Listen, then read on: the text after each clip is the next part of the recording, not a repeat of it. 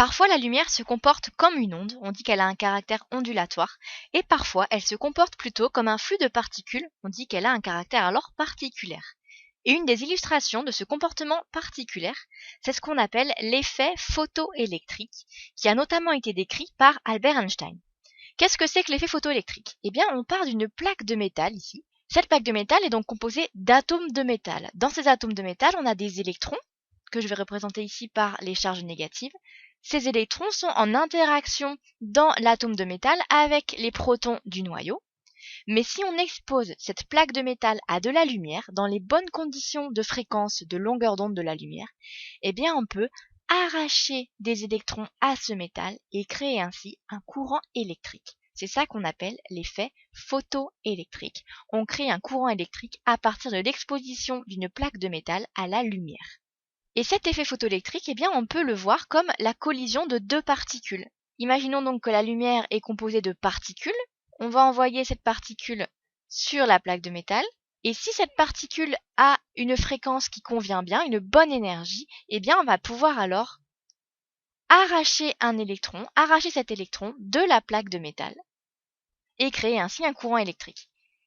Donc, les particules dont sont composées la lumière, on les appelle les photons. Et ce sont des particules particulières puisqu'elles n'ont pas de masse. Ce sont des particules de masse nulle. Tandis que les électrons, qui vont être ainsi arrachés de la plaque de métal, ce sont des particules qui ont bien une masse, que je note M indice petit e pour électron, et qui vont du coup aussi avoir une certaine vitesse. Ils ont une masse, ils ont une vitesse, on a donc une certaine énergie cinétique pour cet électron, qui est définie par 1/2 de la masse de l'électron multiplié par sa vitesse au carré. Donc si on envoie un photon avec la bonne énergie sur cette plaque de métal, eh bien on peut libérer un électron. Cet électron, on l'appelle d'ailleurs un photoélectron. Donc il s'agit bien d'une particule électron, mais qui a été arrachée du métal par l'effet photoélectrique, dû à la collision avec un photon, on l'appelle donc le photoélectron. Si on considère ce phénomène d'un point de vue énergétique, on va avoir une énergie à la base apportée par le photon qu'on va retrouver ensuite sous deux formes. Sous la forme évidemment de l'énergie cinétique du photon-électron qui va être produit, plus l'énergie nécessaire pour arracher ce photoélectron du métal. Donc on peut le noter comme ceci, l'énergie du photon, on va la retrouver sous deux formes par la suite. Une énergie qu'on note grand phi, phi majuscule, donc la lettre grecque phi, qui correspond donc à l'énergie qui va être nécessaire pour libérer cet électron du métal, plus l'énergie cinétique de l'électron. Et ce phi ici, il a un nom, on l'appelle le travail de sortie ou travail d'extraction. Il s'agit bien d'une énergie qu'on exprime en joules et on l'appelle donc travail de sortie ou travail d'extraction. Ça correspond donc à la valeur minimale d'énergie qui est nécessaire pour l'émission d'un photon-électron à partir d'un électron de la surface du métal. Et cette valeur phi ici, ce travail de sortie, eh bien il va dépendre du type de métal qu'on va éclairer. L'énergie nécessaire qu'il faut apporter pour arracher un électron du métal va dépendre du type de métal dont il s'agit. Maintenant qu'on a vu le principe global de l'effet photoélectrique, on va voir sa mise à application dans un problème. On part du problème suivant, on va avoir un photon d'une longueur d'onde de 525 nanomètres qui va entrer en collision avec un métal césium pour lequel le travail de sortie est de 3,43 × 10-19 joules. Et on nous demande quelle va être alors la vitesse du photoélectron qu'on va produire. On a vu juste au-dessus que d'un point de vue bilan énergétique, on avait l'énergie apportée par le photon qui était égale à phi, le travail de sortie, plus l'énergie cinétique du photoélectron. L'énergie du photon, elle s'exprime par la formule H fois nu, H étant la constante de Planck et nu la fréquence de la lumière qui est émise. Ici, on a 525 nanomètres, donc on nous donne une longueur d'onde. Donc, je peux exprimer ceci en notant que c'est égal à H fois C sur lambda, puisque nu la fréquence est égale à C vitesse de la lumière dans le vide, divisé par lambda, la longueur d'onde de la lumière. Donc on a ici l'énergie du photon, et on a vu également qu'on avait l'énergie cinétique de l'électron, qui était égale à 1/2 fois la masse de l'électron fois sa vitesse au carré. Donc si je mets tout ça ensemble, je trouve qu'on a H fois C sur lambda, qui est égal à phi, plus 1/2 de masse de l'électron, vitesse de l'électron au carré. Ce qu'on nous demande dans l'énoncé de cet exercice, c'est de trouver la vitesse de l'électron. Donc je vais isoler cette vitesse ici, V.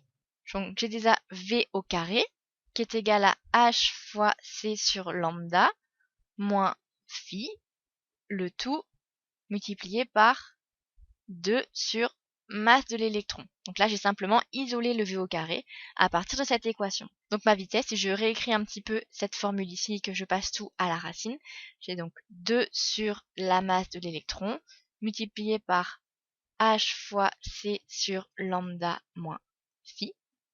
Tout ça, racine carrée. Donc voilà l'expression de ma vitesse. Donc si je fais l'application numérique à partir de cette expression ici, j'ai alors ma vitesse qui va valoir donc 2 divisé par la masse de l'électron qui est de 9,11 fois 10 moins 31 kg, multiplié par H, la constante de Planck, 6,626 fois 10 moins 34. La vitesse de la lumière dans le vide, 3,00 fois 10 puissance 8 mètres par seconde. La longueur d'onde, on nous a dit 525 nanomètres, donc 525 10-9, moins le travail de sortie qui nous était donné dans l'énoncé, 3,43 fois 10-19 joules. Et le tout ici sous la racine carrée. Si je réalise ce calcul à la calculatrice, donc je vais déjà faire la première parenthèse, donc 6,626 fois 10-34, multiplié par 3 fois 10 puissance 8, que divise 525 fois 10-9, moins phi 3,43 fois 10-19. Et tout ça, je le multiplie par 2, divisé par 9,11 fois 10-31, la masse de l'électron. Et tout ça, je prends la racine carrée de Hans, de tout ça, ce qui me donne environ donc 2,80 fois 10 puissance 5. Je vais trouver alors ma vitesse qui vaut 2,80 fois 10 puissance 5 mètres par seconde. Donc voilà pour le résultat qu'il fallait obtenir dans cet exercice. Imaginons maintenant qu'on parte avec un photon qui n'a pas une longueur d'onde de 525 nanomètres, mais de 625. Dans ces conditions, est-ce qu'on va avoir également un photoélectron qui va être produit? Bien, pour le savoir, on va déjà calculer l'énergie de ce photon. L'énergie de ce photon, donc on a dit que c'était H fois C sur lambda, donc l'énergie de mon photon à 625 nanomètres, c'est donc 6,626 fois 10 moins 34, constante de Planck, fois la vitesse de la lumière dans le vide, 3,00 10 puissance 8 mètres par seconde, divisé par ma longueur d'onde, 625 fois 10-9 mètres. Et je vais alors trouver une énergie pour ce photon qui vaut donc 6,626 fois 10 puissance moins 34, multiplié par 3 10 puissance 8, la vitesse de la lumière, divisé par 625 fois 10-9, donc la longueur d'onde. Et je trouve 3,18 fois 10 puissance moins 19 joules. Et déjà, je vois que l'énergie de mon photon incident est inférieure au travail de sortie. Donc cette énergie ici n'est déjà pas assez importante pour réussir à arracher un électron de ma plaque de métal. Donc si j'ai une longueur d'onde de 625 nanomètres, je n'observerai pas l'effet photoélectrique, je n'observerai pas courant électrique produit par ma lumière, puisque l'énergie de mon photon incident est inférieure au travail de sortie. Et même si j'augmente le nombre de photons qui arrivent, donc même si j'augmente l'intensité lumineuse, rien n'y fait. Tant que mon énergie des photons est inférieure au travail de sortie, je n'observerai pas d'électrons arrachés de la surface de mon métal. Je n'aurai pas d'énergie suffisante pour produire de courant électrique. Donc si l'énergie du photon est inférieure à phi, je n'ai pas d'effet photoélectrique, je ne produis pas de photoélectrons.